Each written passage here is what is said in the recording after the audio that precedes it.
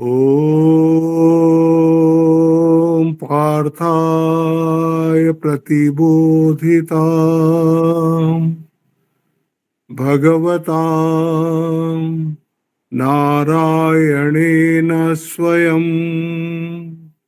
व्यासेन ग्रथिताम् पुराणमुनिना मध्ये महाभारतम्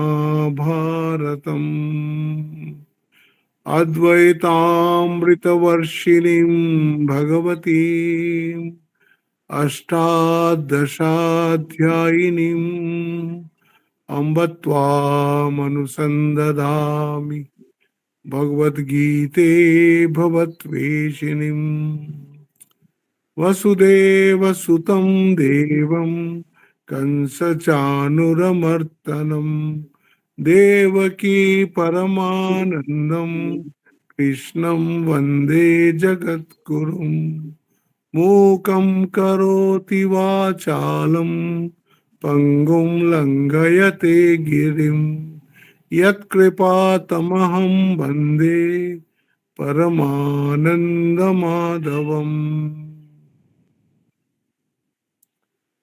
আমরা ষষ্ঠ অধ্যায় পড়ছি।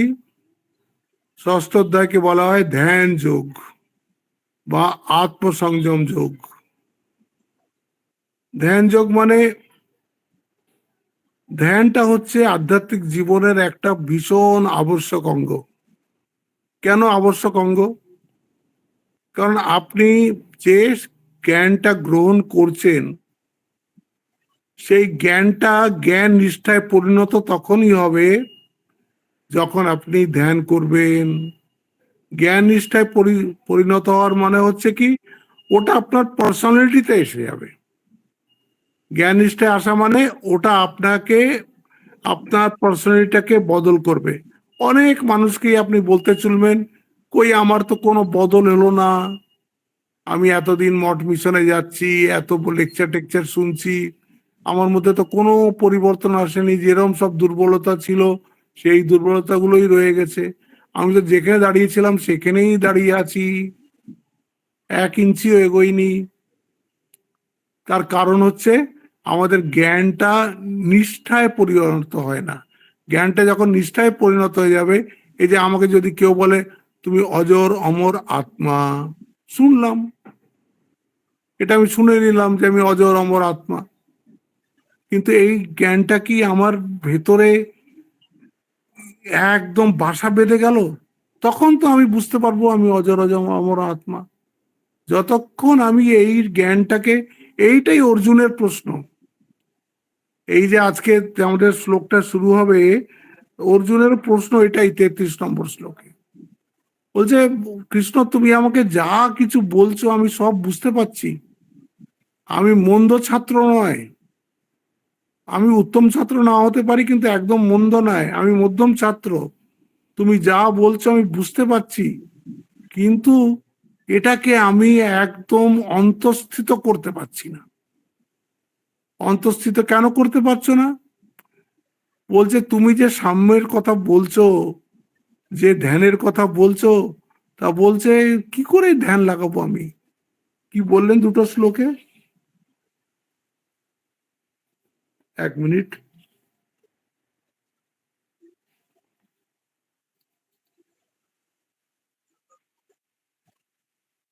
योयम योगस्तया प्रोक्ता সাম্যেন মধুসূদন।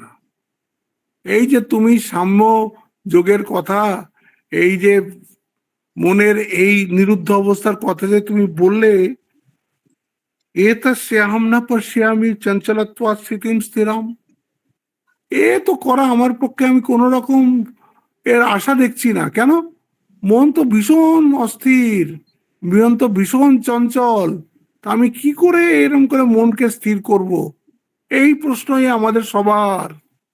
কিন্তু অর্জুন এখানে সিনসিয়ার, অর্জুন আমাদের সবার হয়ে এই প্রশ্নটা ভগবানকে করেছেন। আর ভগবান তার বন্ধু পরের প্রশ্নটা কি করছেন? চঞ্চলম হি মন কৃষ্ণ, মনটা স্বভাবতই চঞ্চল, স্বভাবতই মনটা চঞ্চল। প্রমাথি বড় দৃঢ়, আবার প্রমাথি, আর বলবৎ, খুব এর শক্তি, দৃঢ়ম, হ্যাঁ, তস্যাহম নিগ্রহম মন্যে বায়ুরিবাস দুষ্করম। এই মনকে আমি কি করে কন্ট্রোল করব? এর থেকে হাওয়াকে কন্ট্রোল করা বোধহয় সোজা, কিন্তু মনকে কন্ট্রোল করা সোজা নয়। কেন মনকে কন্ট্রোল করা সোজা নয়? মন তো কনসাসনেস, মন কনসাসনেস, যে কনসাসনেসের কথা আমরা বলি আত্মা, সেই আত্মাই যখন বহির্মুখী হয়ে যায় তখন আমরা ওটাকে মন বলি। আর মন তো চোখ দিয়েও বেরোচ্ছে, মন তো কান দিয়েও বেরোচ্ছে, মন তো নাক দিয়েও বেরোচ্ছে, মন তো জিভ দিয়েও বেরোচ্ছে, মন তো স্পর্শ দিয়েও বেরোচ্ছে, আর এই কটা বন্ধ করলে মন এমনিও বেরোচ্ছে। মনকে রাখা, মনকে কন্ট্রোল করা একেবারে কঠিন কাজ। ছোটবেলায় আমি খুব ভাবতাম, এই যে পাহাড়ে পাহাড়ে গুহায় গুহায় সাধুরা সব বসে আছে, এরা করেটা কি? এটা কি করে ওখানে বসে থেকে? ওই যে লোকালয়ের দূরে ওরা গিয়ে সব বসে আছে, ওরা দুটোই কাজ করছে, যেটা ভগবান এবার বলবেন। হ্যাঁ, যে असंशय महाबाहो मनो दुर्निग्रहम चलम अभ्यास ना तो कौन्तेय वैराग्य ना चिकिन्नते। অভ্যাস, মনকে বারবার বারবার দেহ বস্তুতে লাগানোর অভ্যাস, আর দেহ বস্তু থেকে সরে যায়। সরে যায় তো কোথায় যায়? সংসারেই যায়। তো ওই সংসারের প্রতি বৈরাগ্য, এই দুটোই হচ্ছে উপায় মনটাকে একাত্র করার, মনটাকে নিরুদ্ধ করার। তো এখানে আগে বলছেন, দেখুন, বলছেন হে কৃষ্ণ, মন যেহেতু চঞ্চল স্বভাব, বলছে কেবল চঞ্চল শুধু তাই নয়, চঞ্চলকে এখানে লিখছে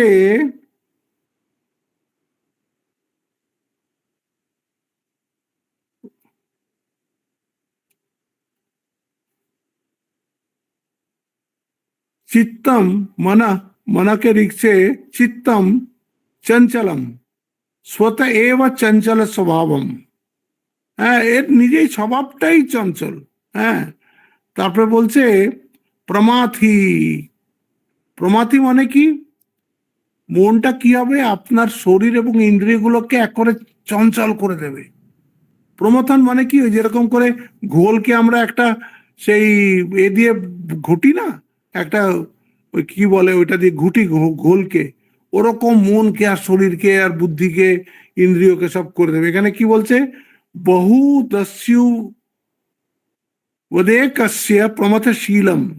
বলছে বহু দস্যু যেমন একজন পথিককে মন্থন করে। একটা পথিক জঙ্গলের মধ্যে দিয়ে যাচ্ছে, তাকে একেবারে এক গাদা ডাকাত এসে একেবারে মেরে ধরে একেবারে একশ্বাস করে রেখে দিল। প্রমথি হচ্ছে, প্রমাথি মনে হচ্ছে ওই রকম। প্রমাথি বলবৎ, বলবৎ বলছেন সেই রূপ ইন্দ্রিয় ও শরীরের ক্ষোভ কর, এটা হচ্ছে প্রমাথি। এবং প্রবল রোগ যেমন ঔষধ মানে না, সেই রূপ বলবান। যার যখন কঠিন ওষুধ হয়, অসুখ হয়, তখন যেমন কোনো ওষুধ কাজ করে না, এই মন এমন, তার শক্তি, আপনি যতই ওটাকে কন্ট্রোল করতে চেষ্টা করুন তখন ওটা কিছুতেই কন্ট্রোল হবে না। তখন মনটা একেবারে মানে ঠেলে বাইরে নিয়ে চলে যাবে। এটাই হচ্ছে সবচেয়ে বড় অসুবিধা আজকের দিনে। আর যবের থেকে এই যে স্মার্টফোন এসছে, তবে থেকে এটা তো পুরো মানে শুধু এই দেশে নয়, পৃথিবীর সব দেশের মানুষের একটা ভীষণ রোগ হয়ে গেছে এই স্মার্টফোন অ্যাডিকশন। স্মার্টফোন অ্যাডিকশনের জন্য তারা এক মিনিট ওটাকে ছেড়ে থাকতে পারে না। আর এটাকে ছেড়ে থাকতে পারে না মানে কি? সবসময় কন্টিনিউয়াসলি তো দেখছে, কন্টিনিউয়াসলি যখনই দেখছে মন তখন তখন ছুটি ছুটি ছুটি ছুটি এদিক ওদিক ওদিক ওদিক চলে যাচ্ছে। তাই বলছে বলবান। আর বলছে আর সূচি দ্বারা যেমন লৌহ ভেদ করা যায় না, সেরকম বাসনা নাগপাশের মতন। হ্যাঁ, এই যে বললো তা প্রমাথি বলবৎ দৃঢ়ম। দৃঢ়ম এত দৃঢ়, মনটা যখন যেদিকে যাবে, বলছে তাকে তুমি কিছুতেই রুখতে পারবে না। তস্যাহম নিগ্রহম মানে বায়ুরি। সেই মনের নিগ্রহকে আমি সেই রূপ দুষ্কর মনে করি, যেরূপ প্রতিকূল বায়ু নিরোধ দুষ্কর। হাওয়াকে আটকাবেন কি করে, এটা মনকে আটকাবেন কি করে, এই এই প্রশ্ন করলেন। চঞ্চলম হি মন কৃষ্ণ, এটা খুব ভালো সাধনার জন্য, এই শ্লোকটা খুবই ভালো। চঞ্চলম হি মন কৃষ্ণ প্রমাথি বলবদৃঢ়ম তস্য আহম নিগ্রহম মন্যে বায়ুরিবস দুষ্করম। বায়ুকে বরঞ্চ আটকানো সোজা, মনকে আটকানো, কারণ বায়ু তো আপনি তাও ফিল করতে পারছেন হাতের ওপরে, কঠিন, কিন্তু মন তো কিছুতেই আসবে না, এত কঠিন। তাই বলছেন চঞ্চলম হি মন কৃষ্ণ প্রমাথি বলবদৃঢ়ম তস্য আহম নিগ্রহম মন্যে বায়ুরিবস দুষ্করম। হে কৃষ্ণ, মন যেহেতু চঞ্চল স্বভাব, কেবল যে চঞ্চল শুধু তাই নয়, প্রমাথি। প্রমাথি বলছে বহু দস্যু যেমন একজন পথিককে মন্থন করে সেই রূপ, শরীর ও ইন্দ্রিয়ের ক্ষোভকর, এবং প্রবল রোগ যেমন ঔষধ মানে না সেই রূপ বলবৎ, এমন বলবান, যেমন অসুখ হলে যেন কোনো ওষুধ কাজ করে না সেরকম বলবান। আর সূচি দ্বারা যেমন লৌহ ভেদ করা যায় না সেই রূপ বাসনা নাগপাশের মতন দৃঢ়ম। সেই মনের নিগ্রহকে আমি সেই রূপ দুষ্কর মনে করি, সেই রূপ প্রতিকূল বায়ু নিরোধ দুষ্কর। এইটা হচ্ছে অর্জুনের প্রশ্ন। হুম এখন ভগবান কি সুন্দর উত্তর দিচ্ছেন দেখুন। ভগবানও জানেন এটা কঠিন, অলমোস্ট ইম্পসিবল স্টেজে যাচ্ছে, তো কি বলছেন, অসংশয়ম মহাবাহো মনো দুর্নিগ্রহম চলম অভ্যাসেন তু কৌন্তেয় বৈরাগ্যেন চিহ্নতে। বলছে অসংশয় মানে ইহাতে কোনো সংশয় নাই, তুমি যে বলছো এতে কোনো সংশয় নাই। শ্রী ভগবান বলিলেন হে মহাবাহ।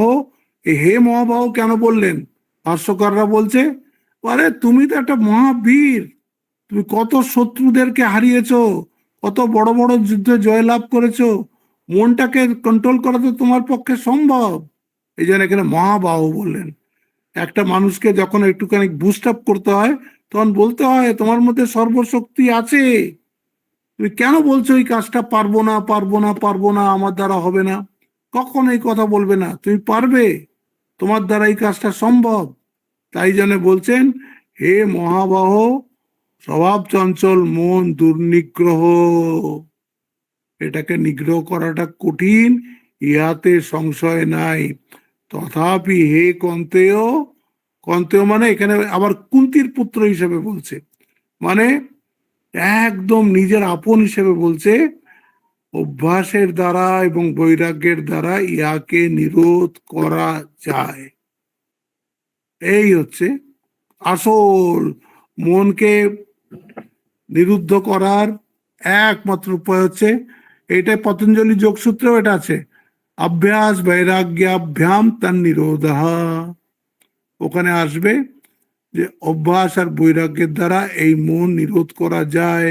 এখানেই সেটাকেই বলছেন অভ্যাস বৈরাগ্যেনা, অভ্যাস তু কৌন্তেয় বৈরাগ্যেনা চু গৃহতে। ভগবান পতঞ্জলি বলছেন একটা এ আছে, তত্র স্থিত যত্ন অভ্যাস। এ বলছে অভ্যাস কিরম ভাবে করতে হবে, চুপচাপ বসে আর যত্নপূর্বক মনটাকে একদম দ্রষ্টার মতন রাখতে হবে। আপনি বসে চুপচাপ মনটাকে, আপনাকে একটা আগে উদাহরণ দিয়েছিলাম যে মনকে যখন আপনি দ্রষ্টার মতন রাখবেন তখন মনের চঞ্চলতা নিজে নিজেই কমে যায়। এখানে পতঞ্জলি বলছে তত্র স্থিতৌ যত্ন অভ্যাস, দ্রষ্টা ভাবে অবস্থান, অর্থাৎ বিষয় দোষ দর্শন জনিত যে বৈরাগ্য, তদ দ্বারা চিত্তকে বিষয় স্রোতে প্রবাহিত হইতে না দেওয়া। যেই আপনি দ্রষ্টা হিসেবে চুপচাপ বসে গেলেন, দেখছেন আপনার মন আর কোথাও যাচ্ছে না। যেই মন দেখছে এই যে দ্রষ্টা বলে একজন কেউ আমাকে দেখছে, আমার একজন দ্রষ্টা আছে, এই দ্রষ্টাকেই আমরা খুঁজে পাই না অ্যাকচুয়ালি। তার দ্রষ্টু স্বরূপে অবস্থানম বলছে, এই যে দ্রষ্টা সে নিজের স্বরূপে গিয়ে চুপচাপ বসে যায় সমাধি অবস্থায়। এই পতঞ্জলি যোগ সূত্রেই আছে। এখানে বলছে তত্র স্থিত যত্ন অভ্যাস, অভ্যাসটা কিরকম হবে?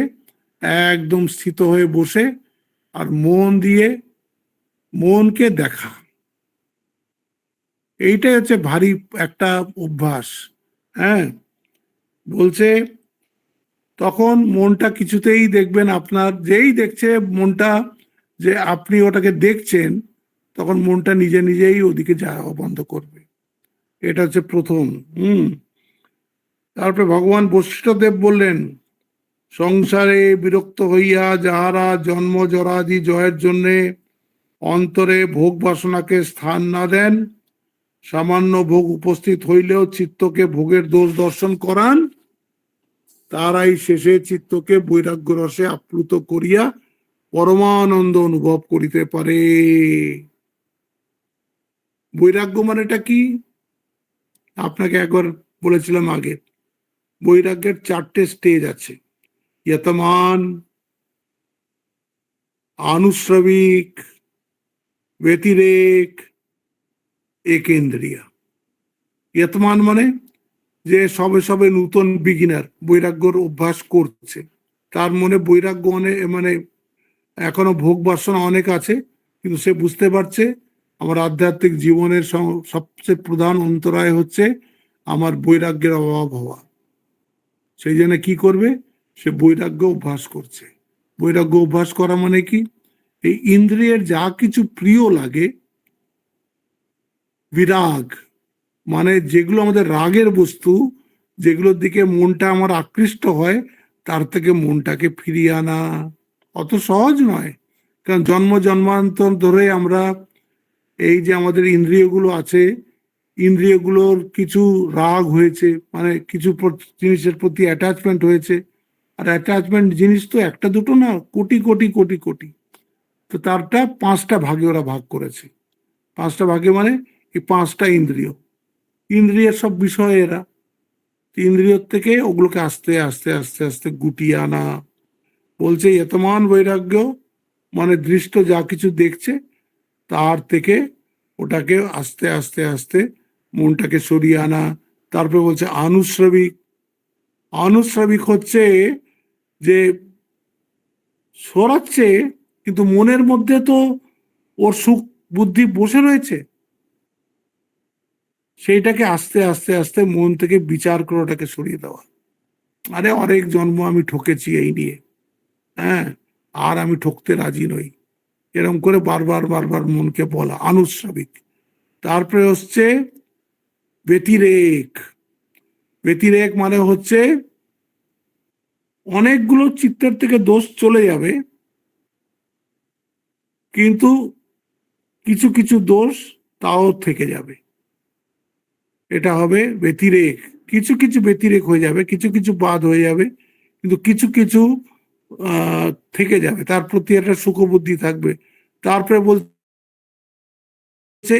একেন্দ্রিয়াতে কোনো বিষয় থাকে না, কিন্তু বিষয়ের মধ্যে সুখবুদ্ধি আছে, এইটা মনের মধ্যে থাকে। বুঝতে পারলেন না? বিষয়টা নেই, মন থেকেও নেই, কিন্তু মন থেকেও ওই বিষয় যে সুখ আছে, সুখবুদ্ধি, সেইটা যায় না। সেইটা কখন যায়? বলছে বশীকার বৈরাগ্য, যখন কোনো কিছুতেই ঔৎসুক্য থাকে না। এই 4 প্রকার বৈরাগ্যের কথা আগেও হয়েছে, এবারও হয়ে গেল। যতমান, ব্যতিরেক, একেন্দ্রিয় আর বশীকার। হ্যাঁ, তো বলছি কি করে এটা সম্ভব? সংসারে থেকে কি করে এটা সম্ভব? বলে হ্যাঁ, সংসারে থেকে কঠিন, কিন্তু ঠাকুর খুব ভালো তার এর রাস্তা বলে দিয়েছেন। 2টো রাস্তা বলেছেন। যোগিন মহারাজ একবার বলেছিলেন, এই কামটা তো যায়ই না, কাম তো যেতেই চাইছে না। ঈশ্বর কোটি পুরুষ, সে ঠাকুরকে প্রশ্ন করছেন কামটা কি করে যায়। ঠাকুর একদম সিম্পল একটা ওকে বলে দিলেন, হাততালি দিয়ে হরিনাম দে। তো যোগীন মহারাজ তো একটু ক্রিটিক টাইপের ছিলেন, খুব বড় ঘরের লোক ছিলেন, তো এই জন্য সহজে কথা বিশ্বাস করতেন না। বলে ইনি বোধহয় যোগ টোগ কিছু জানেন না, কোনো এই ধরনের কোনো উপায় জানেন না, ওই জন্য আমাকে বলে দিলেন হাততালি দিয়ে হরিনাম কর, তাহলেই চলে যাবে। তারপরে বললো আচ্ছা উনি যখন বলেছেন ওটা আমি করেই দেখি না। তারপরে উনি কিছুদিন হাততালি দিয়ে খুব নিষ্ঠা সহকারে হরিনাম করছেন, দেখছেন আরে যেসব কামনা বাসনা মনের মধ্যে ছিল সেগুলো তো সব চলে যাচ্ছে, সব তো কোথায় মুছে যাচ্ছে। ঠাকুরের কথার এমন শক্তি দেখুন। হ্যাঁ, আরেকটা ঠাকুর বলেছেন যে যত তুমি পূবের দিকে যাবে তত পশ্চিমটা পেছনে পড়ে যাবে। পূবের দিক মানে কি? ভগবানের দিক, সূর্যের দিক। পশ্চিমটা মানে কি? সংসারের দিক। যত আপনি পূবের দিকে এগোবেন, যত ভগবানের দিকে এগোবেন, তত আস্তে আস্তে আস্তে আস্তে এই পশ্চাতে থেকে যাবে এই পশ্চিমটা, জগৎটা। কঠিন, নো ডাউট কঠিন, কিন্তু এছাড়া উপায় তো নেই। কারণ বলছেন মনকে যদি কন্ট্রোল না করতে পারো, এর পরের শ্লোকেই আসবে, মনকে তুমি যদি কন্ট্রোল না করতে পারো তাহলে কোনো যোগ টোগ হবে না। আর মনটাকে কন্ট্রোল করতে হলে অভ্যাস আর বৈরাগ্য দরকার। এখন বলছেন যে আচ্ছা অভ্যাস জিনিসটা কি? অভ্যাস জিনিসটা কি? বলছে বারবার বারবার একই কাজটাকে করার নাম বলে অভ্যাস। বারবার বারবার একই নাম, তুমি একইভাবে রোজ রোজ রোজ রোজ মনটাকে যদি বসানোর চেষ্টা করো, দেখবেন আজকে বসছে না, কালকে বসছে না, পরশু বসছে না, কিন্তু একদিন আস্তে আস্তে আস্তে আস্তে বসবে। এই জন্য অভ্যাস করতে হবে। এই নিয়ে কথামৃতে ভর্তি কথা আছে। বলছে খানদানি চাষা হতে হবে। হ্যাঁ, কেউ শুনলো যে চাষে খুব লাভ, সে জমি কিনে চাষ করা শুরু করলো, সেই বছর হয়তো বৃষ্টিই হলো না। দেখলো আরে আরে এ তো ভীষণ ক্ষতির ব্যাপার, কোন বছর বৃষ্টি হবে কোন বছর বৃষ্টি হবে না কোনো ঠিক নাই, ও সব জমি জায়গা বিক্রি করে দিল। বা ঠাকুর বলছেন যে এই যে এই জায়গায় কুয়ো খুঁড়ছে জলের জন্যে, এক জায়গায় না খুঁড়ে সারা পাড়ে মাটির মধ্যে কুয়ো খুঁড়ে যাচ্ছে আর কোথাও জল পাচ্ছে না। এরকম করলে চলবে না। খানদানি চাষার মতন হাজার শুকো পড়ুক, হাজার বন্যা হোক, ঠিক লেগে থাকতে হবে, ঠিক লেগে থাকতে হবে। এটাই হচ্ছে জীবনে সফল হওয়ার একমাত্র রাস্তা। শুধু স্পিরিচুয়াল লাইফে নয়, এমনিও। এই কালকেই আমি একটা এই সোশ্যাল মিডিয়াতে একটা দেখছিলাম, একটা ছেলে কোথাও ওতে গান টান গায়, কিন্তু কোথাও একটা জায়গায় গিয়ে সে সে সিলেক্ট হতে পারেনি। তো সিলেক্ট হতে পারেনি, তো ও এসে একদম ভেঙে পড়েছে।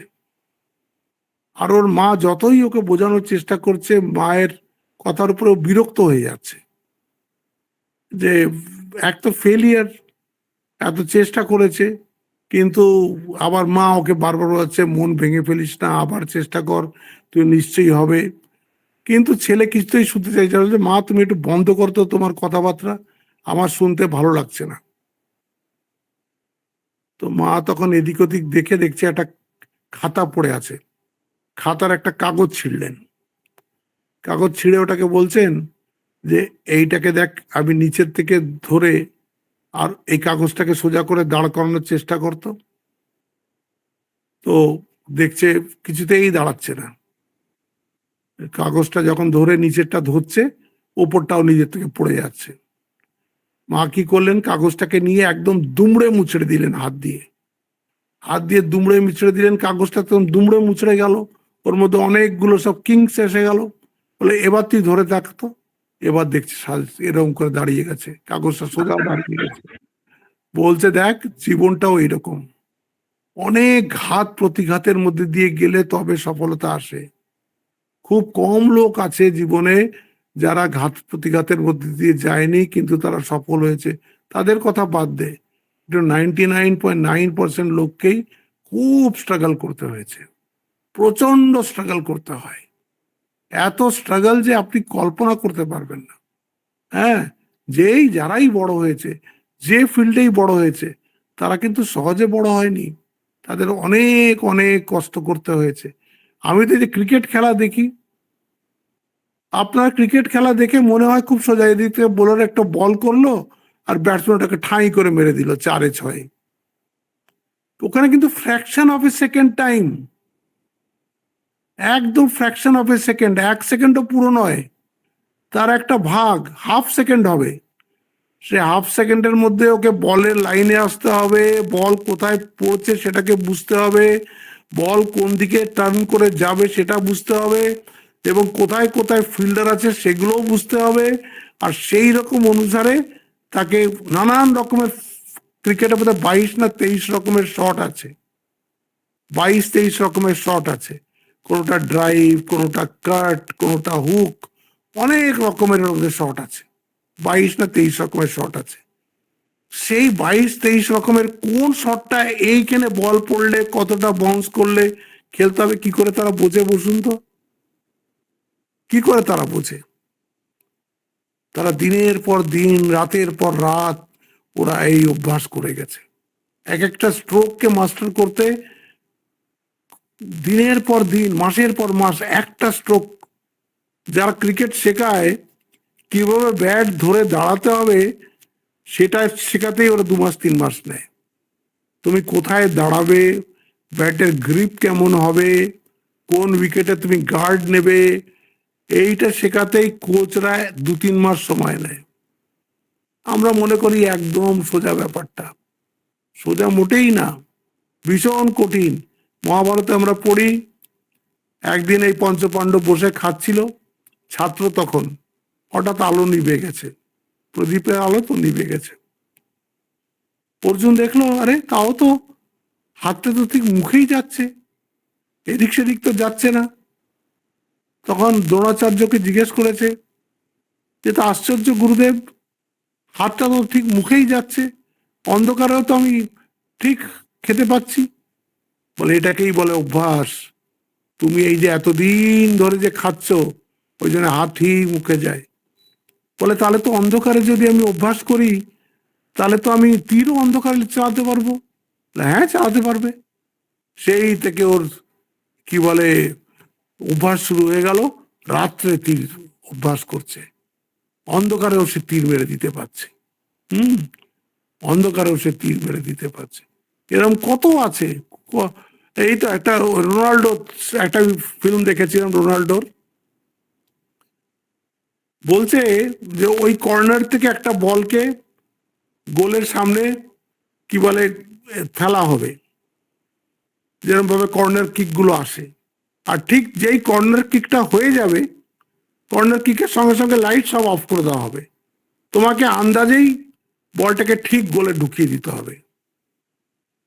তো রেডি হয়ে দাঁড়াচ্ছে রোনাল্ডো, ওখান থেকে যেই ওরা কর্নার কিকটা করছে, ওরা লাইট সব অফ করে দিচ্ছে, ওই অন্ধকারের মধ্যে বলটাকে গোলে ঢুকিয়ে দিচ্ছে। কি চিন্তা করুন। বলে ওইটুকুতেই সে ফ্লাইটটাকে মেপে নিচ্ছে, বলটা কোথায় আসছে বুঝে নিচ্ছে, আর সেই হিসেবেই সে বলকে টাচ করে যাচ্ছে অন্ধকারের মধ্যে। আমরা অন্ধকারে দুটো সিঁড়ি নামতে পারি না। এই হচ্ছে অভ্যাস। অভ্যাসের কাছে কিচ্ছু নেই, বারবার বারবার অভ্যাস করতে হবে। গুরু গোবিন্দ সিং যখন যুদ্ধে হেরে গিয়ে একটা গুহার মধ্যে বসে আছেন, সমস্ত তার সৈন্য শেষ হয়ে গেছে, তিনি একা কোন রকমের প্রাণ বাঁচিয়ে একটা গুহার মধ্যে বসে আছেন। গুহার মধ্যে বসে বসে ভাবছেন কি করা যায়, আমাদের সব চলে গেছে। দেখছে একটা মাকড়সা ওই গুহার দেয়াল বেয়ে বারবার বারবার ওঠার চেষ্টা করছে, তো যেখানেই গুহাটা একটু এরকম কার্ভ করেছে সেখানে ঠক করে পড়ে যাচ্ছে, আবার ওঠার চেষ্টা করছে, আবার পড়ে যাচ্ছে, আবার ওঠার চেষ্টা করছে, আবার পড়ে যাচ্ছে, কিন্তু শেষমেশ সে ঠিক উঠে গেল। ওইখান থেকে গুরু গোবিন্দ সিং প্রেরণা পেলেন যে আবার চেষ্টা করতে হবে, আবার সৈন্য একত্র করতে হবে, আবার যুদ্ধ করতে হবে। করলেন, জিতলেন। তো যারাই ইতিহাস করে গেছেন, স্বামীজি বলছে না যে ইতিহাস মানেটা কি, সেই কয়েকটা ব্যক্তির ইতিহাস যাদের নিজের উপরে বিশ্বাস ছিল, who had faith in themselves. History is history of human who had faith in themselves. এই জন্যে ফেথ কি করে আসবে?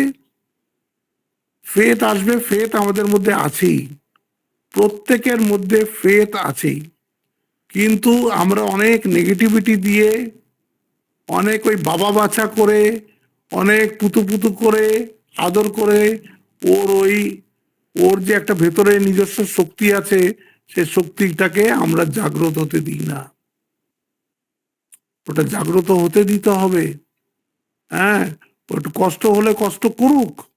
এই কষ্ট এখন না করলে পরে পরে যখন কষ্ট আসবে তখন সেটাকে সে সহ্য করতে পারবে না, সেটাকে সে উইথস্ট্যান্ড করতে পারবে না। এই জন্য কষ্ট একটু একটু করা উচিত। হ্যাঁ, ওই জন্য আমাদের বলে না, আছে বিদ্যার্থীদের, কাক চেষ্টা বকো ধ্যানম স্বান নিদ্রা তথৈব চ অল্পাহারি গৃহত্যাগী বিদ্যার্থী পঞ্চলক্ষণম। বলছে কাক চেষ্টা, কাক যেমন কোনো জিনিসটার জন্য সে একেবারে বসে থাকবে, ওটাকে চেষ্টা করে করে করে করে ঠিক হাসিল করবে। বকো ধ্যানম, জলের মধ্যে চুপচাপ বসে আছে বক, যেন একটা স্ট্যাচু। পায়ের কাছ থেকে যেই একটা মাছ চলে গেল, খাচাক করে ধরে নিল। কাক চেষ্টা বকো ধ্যানম স্বান নিদ্রা, ঘুম একদম অল্প হবে, কুকুরের মতন, একটু আওয়াজেই ঘুম খুলে যাবে। স্বান নিদ্রা তথাই বাচা অল্পাহারি, বেশি খেলে তো ঘুমাবে। অল্পাহারি গৃহত্যাগী, গৃহত্যাগী মানে if is more attach to his home, তাহলে আর অন্য দিকে কিছুতে অ্যাটাচ হতে পারবে না, ও ঘরেই অ্যাটাচ হয়ে থাকবে। হ্যাঁ, ও মা বাবার মধ্যেই অ্যাটাচ হয়ে থাকবে। এই জন্য বলছে, আগে তো গুরুকুলে পাঠিয়ে দিত, এই জন্যে গুরুকুলে এই জন্যই পাঠাতো, যাতে এই ডিসপ্যাশনটা শিখতে পারে, এই আনঅ্যাটাচমেন্টটা শিখতে পারে। এই জন্য দেখুন আমাদের যে হোস্টেল টোস্টেল আছে, ওখানকার ছেলেরা তো ভালো রেজাল্ট করে। কি করে? একে তো ওরা ভালো ভালো বলে ওখানে ভর্তি হওয়ার চান্স পেয়েছে, দ্বিতীয়ত এই বাড়ির পুলস গুলো ওদের নাই, বাড়িতে পেছন টানগুলো আছে সেগুলো তাদের নাই। এই জন্য তারা খুব পড়তে পারে, আর পড়তে পারে বলে ওই 90, 95, 98, 99% সব পায়, বিভিন্ন জায়গায় সব টপ জায়গায় চলে যায়। এই জন্য এই পাঁচটা মনে রাখতে হবে, কাক চেষ্টা বকো ধ্যানম স্বান নিদ্রা তথৈব চ অল্পাহারি গৃহত্যাগী বিদ্যার্থী পঞ্চলক্ষণম। সব কাজে সফল হতে হলে এই বারবার বারবার অভ্যাস দরকারই দরকার। আমরা তো অন্তর্জগতে লেগেছি, এটা তো আরো কঠিন। বাইরের থেকে কেউ আমাদের যুদ্ধটা বুঝতে পারবে না, বাইরের থেকে কেউ আমাদের স্ট্রাগলটাকে বুঝতে পারবে না। বাইরের থেকে মনে করবে তো ভালোই আছে, কিন্তু ভেতরের স্ট্রাগলটা কি, যারা মনটাকে একাগ্র করার চেষ্টা করছে, এটা তারাই জানে। এই জন্যে বলছে অভ্যাস বৈরাগ্য অভ্যাম তার নিরোধা। আর দ্বিতীয় হচ্ছে ডিস্ট্রাকশন। বৈরাগ্যাভ্যাম মানে হচ্ছে ডিস্ট্রাকশন। তখন মনকে বিচার করতে হবে, বলছে না জন্ম মৃত্যু জরা ব্যাধি দুঃখ দোষা অনুদর্শনম। বলছে কি তোমাকে মনে করতে হবে যে ভোগটা তোমাকে, তুমি মনে করছো আলটিমেট সুখ, সেটা কিন্তু আলটিমেটলি দুঃখই দেবে। কোনো ভোগ, কোনো ভোগ পার্মানেন্টলি সুখ দেয় না, কোনো ভোগ পার্মানেন্টলি সুখ দেয় না। আপনার একটা ভোগ খুব পছন্দ, তো সেদিন আপনার মন খুব খারাপ, আপনার ভোগের জিনিসটা ভালো লাগবে? ভালো লাগবে না। আপনার শরীর খুব খারাপ, আপনি রসগোল্লা খেতে খুব ভালোবাসেন, আপনার তুমি তো রসগোল্লা খেতে খুব ভালোবাসো, তোমার শরীরটা খুব খারাপ, না তোমার জন্য রসগোল্লা এনেছি, খেতে পারবেন? পারবেন না। সব কিছু কন্ডিশন ঠিক হলে তখন আপনার ভোগের বস্তুটা আপনার ভালো লাগবে। তো শরীর খারাপ হোক, মন খারাপ হোক, ইমোশনাল ডিস্টারবেন্স হোক, আপনি ওটা খেতে পারবেন না, ওটা আপনার ভালো লাগবে না। একটা নর্মাল প্রেসার টেম্পারেচার বলে না এনপিটি, এনপিটিতে ঠিক আছে, নর্মাল যখন আমার লাইফ তখন আমার ভোগগুলো হয়তো ভালো লাগবে। যদি লাইফটা নর্মাল না হয়, কোনো যদি একটা অ্যাবনর্মালিটি থাকে, ওই ভোগটা ভালো লাগবে না। তার মানে ভোগের মধ্যে সুখ নাই, ভোগের মধ্যে কোনো সুখ নাই। আমি মনে করছি ভোগের মধ্যে সুখ আছে। ঠাকুর উদাহরণ দিয়েছেন যে এই যে উট, উট বলছে কাটা ঘাস চিবোচ্ছে, একদম কাটা ফাটা, বাবুলের কাটা ফাটা সব চিবিয়ে দেয়, মুখ থেকে দর দর করে রক্ত পড়ছে, তাও উটের কিচ্ছু হয় না, সব চিবিয়ে খেয়ে ফেলে দেয়। দেখুন, কুকুর বলছে হাড় খাচ্ছে, শুকনো একটা হাড়, দাঁতের থেকে রক্ত বেরিয়ে হাড়টা লাল হয়ে গেছে, সে মনে করছে সে একটা তাজা হাড় খাচ্ছে। আমরাও ওরকম, ভোগের বস্তুগুলোর মধ্যে সুখ আছে, এটা আমাদের মনের মধ্যে একদম ধরে নিয়েছে এই ভোগের বস্তুর মধ্যে। এটা এই যে আমাদের এতে বলতো, यूपी তে ছিলাম তো, বলতো বাস ইয়ে মিল যায় তো লাইফ সেট হয়ে যায়গা। আমি তখন মনে মনে হাসতাম, লাইফ সেটের তোরা বুঝেছিসটা কি? হ্যাঁ, লাইফ যে কত ব্যাপারে আপসেট হয়ে যায়, কোনো একটা ছোট ছোট ব্যাপারে আপসেট হয়ে যায়। আমার একজন বন্ধু ওই লখনৌতেই, সে ডেপুটি জেনারেল ম্যানেজার স্টেট ব্যাংকে, হঠাৎ একদিন রেজিগনেশন দিয়ে বসে আছে। বললাম তুমি অত ভালো চাকরিটা ছাড়লে কেন? বলছে মহারাজ আমার পরে জয়েন করেছে একটা শিডিউল কাস্ট, সে এখন আমার বস হয়ে গেছে, আমি বলুন কি করে চাকরি করব? সে তার শিডিউল কাস্ট হওয়ার দরুনে সে আমার বস হয়ে গেছে, সে কাজও কিছু করতো না, কিছুই করতো না, কিন্তু কাস্ট বেসড প্রমোশন, সে আমার বস হয়ে গেছে, সে জেনারেল ম্যানেজার হয়ে গেছে, আমি ডেপুটি জেনারেল ম্যানেজারই আছি। আমার খেটে আমার ভালো করে কাজ করে কি লাভটা হলো? আমি করবোই না ওই চাকরি। ও ছেড়ে ছুড়ে দিয়ে বাড়িতে বসে আছে। এরকম কত ভাবে যে আমাদের আপসেট করতে আসবে, কত উপায়ে যে আমরা আপসেট হব আমরা নিজেরাই জানি না, হাজার হাজার হতে পারে। এই জন্যে কখনো এটা ভেবো না যে এরকম হলে আমি খুব সুখী হয়ে যাব, ওরকম হলে আমি খুব সুখে যাব। সুখ একটা মনের অবস্থা, সুখ একটা মনের অবস্থা। যখন মনের মধ্যে কোনো সংকল্প বিকল্প নেই, দেখবেন সেই সময়টা একটা খুব একটা আনন্দটা ভেতর থেকে ফুটে বেরোয়। যখন আপনার কোনো সংকল্প বিকল্প নেই, এই জন্যই তো ঘুম থেকে যখন আমরা উঠি, সুষুপ্তির থেকে যখন আমরা উঠি, আমাদের মনটা তো আনন্দ থাকে কেন? কারণ সেই সময় মনে কোনো সংকল্পও ছিল না, বিকল্পও ছিল না, মনটা একদম শান্ত হয়ে অজ্ঞানের মধ্যে নিমজ্জিত ছিল। এই জন্য বলি খুব আনন্দ করে ঘুমিয়েছি, কিচ্ছুই বুঝতে পারিনি। এখানে এই জন্য বলছেন অভ্যাস, হ্যাঁ বলছেন ধীরে ধীরে মনকে নিগ্রহ করতে হয়। ভগবান বশিষ্ঠ, যোগ বশিষ্ঠে বলছেন বিনা যুক্তিতে মনকে কিছুতেই বশ করা যায় না। যুক্তি মানে হচ্ছে বিচার। যেমন দুষ্ট হাতিকে অঙ্কুশ বিনা কিছুতেই বশ করা যায় না। হাতি দুষ্ট হয়, 10টা 100টা মানুষ ওকে ধরতে পারবে না, কিন্তু একটা যদি ওই উপরে বসে থাকে সহিস, সে মাথায় একটা অঙ্কুশ মারে, হাতি একদম দাঁড়িয়ে পড়ে। বলছে যেমন দুষ্ট হাতিকে অঙ্কুশ বিনা কিছুতেই বশ করা যায় না, সেরূপ মনকেও অধ্যাত্ম বিদ্যা, সাধুসঙ্গ, বাসনা ত্যাগ ও প্রাণ স্পন্দন নিরোধ, এই সমস্ত দ্বারা অল্পে অল্পে জয় করতে হয়। 4টে বলেছে দেখুন, আধ্যাত্ম বিদ্যা। আধ্যাত্ম বিদ্যা মানেটা কি? ভগবানই একমাত্র বস্তু আর সব কিছু অবস্তু, এটাই তো আমরা বেদান্তে পড়ছি। আর সব কিছু অবস্তু, ওটা সবসময় মনের মধ্যে রাখতে হবে, ভগবানই একমাত্র বস্তু। হ্যাঁ, তারপরে বলছে সাধু সঙ্গ। সাধু সঙ্গ মানে কি? যেখানে গেলে এইসব কথা হয়, যাওয়ার সময় পাচ্ছেন না, বাড়িতে ওইসব বই পড়ুন।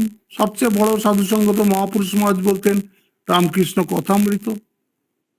কথামৃতর থেকে বলছে বড় সাধু সঙ্গ আর কিচ্ছু নেই, কথামৃত পড়ুন। সাধু সঙ্গ, বাসনা ত্যাগ, এটা আপনার জীবনের মধ্যে থাকবে, অন্তরঙ্গ যোগের মধ্যে থাকবে। এটা বাসনা বাইরে দেখানোর কিছু নেই, এটা ভেতর থেকে ত্যাগ করতে হবে। ও প্রাণ স্পন্দন নিরোধ, এই ধ্যানে যখন বসবেন, প্রাণ স্পন্দন নিরোধ ওই এসছিল না 5ম অধ্যায়ের শেষে, যে প্রাণাপান সমাকৃত্বা নাসাভ্যন্তরচারিণ, শেষের দিকে একটা দুটি লাস্টের থার্ড শ্লোকটা বোঝায় শেষের থেকে। এই প্রাণ মানে হচ্ছে যে নিঃশ্বাসটা বেরিয়ে যাচ্ছে, প্রাণ মনে হচ্ছে যে নিঃশ্বাসটা ঢুকছে, অপান মনে হচ্ছে যে নিঃশ্বাসটা বেরিয়ে যাচ্ছে। এই দুটোকে ব্যালেন্স করতে হবে। চুপচাপ বসে নিজের ব্রিদিংটাকে দেখুন, দেখবেন আস্তে আস্তে আস্তে আস্তে আপনার মনটা হয়ে আসছে। চারটি পঁচিশ মুনি সেই রূপে মনকে আধ্যাত্মবিদ্যা, সাধুসঙ্গ, বাসনা ত্যাগ ও প্রাণ স্পন্দ নিরোধ এই সমস্ত দ্বারা অল্পে অল্পে জয় করিতে হইবে, একদিনে হবে না। আধ্যাত্ম বিদ্যা দ্বারা জানিবে একমাত্র আত্মদেবী সত্য। ওই ওই আত্মচৈতন্য ভিন্ন, সমস্তই অন্য মাইক, আর যা কিছু দেখছেন সেটা মাইক। হ্যাঁ, এটা হয়তো বিশ্বাস হয় না, কিন্তু শাস্ত্রের কথা বিশ্বাস না করতে উপায় নেই। শাস্ত্র বারবার বারবার যদি বলে এটা মায়া, ভগবানই মাত্র একমাত্র সত্য, আমি যতই এখনো উল্টো বুঝি না কেন, শাস্ত্রের কথাই ঠিক হবে। যা সর্ব মায়েতি ভাবনা, সমস্তই মাইক, এই ভাবনা করিয়া আত্মচৈতন্যেরই অনুসন্ধান করো, ইহাই আধ্যাত্ম বিদ্যার ফল।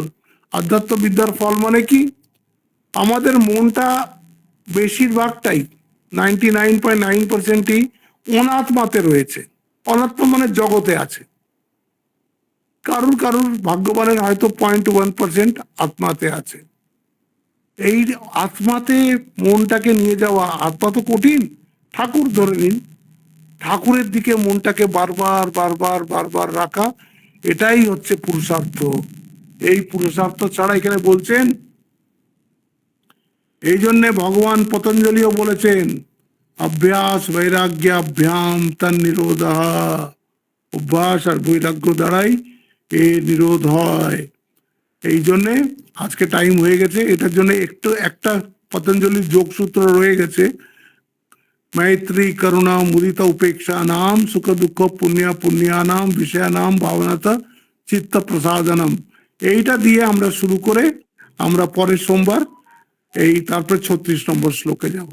36 নম্বর শ্লোকটা হয়ে গেলেই এই যে আমাদের চারটে হয়েছে, অন্তরঙ্গ, বহিরঙ্গ, ধ্যানের স্বরূপ, ধ্যানের ফল, এই চারটা হয়ে গেছে।